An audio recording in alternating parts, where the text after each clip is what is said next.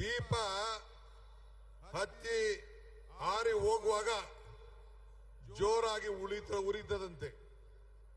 ಹಂಗೆ ಬಿಜೆಪಿಯ ಅಂತಿಮ ದಿನಗಳು ಬಂದು ಈ ಕಾರ್ಯಕ್ರಮವನ್ನ ಈ ಗಾಂಧೀಜಿಯವರ ಹೆಸರನ್ನ ಬದಲಾವಣೆ ಮಾಡುವಂತ ಕೆಲಸ ಮಾಡ್ತಾ ಇದೆ.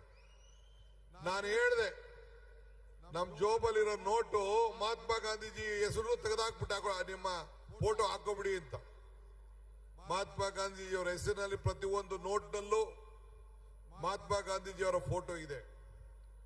ಅದಕ್ಕೆ ನಾವು ಪಕ್ಷ ಮತ್ತು ಸರ್ಕಾರ ನಾವೆಲ್ಲ ಚರ್ಚೆ ಮಾಡಿ ಗ್ರಾಮ ಪಂಚಾಯತಿಯ ಪ್ರತಿಯೊಂದು ಗ್ರಾಮ ಪಂಚಾಯತಿ ಹೆಸರುಗಳ ಮುಂದೆ ಮಹಾತ್ಮ ಗಾಂಧೀಜಿ ಹೆಸರನ್ನ ಇಟ್ಟು ಆ ಊರಿನ ಗ್ರಾಮ ಪಂಚಾಯತಿ ಅಂತೇಳಿ ಮಾಡಬೇಕು ಅಂತೇಳಿ ಆ ತೀರ್ಮಾನವನ್ನು ನಾವು ಮಾಡಿದ್ದೇವೆ.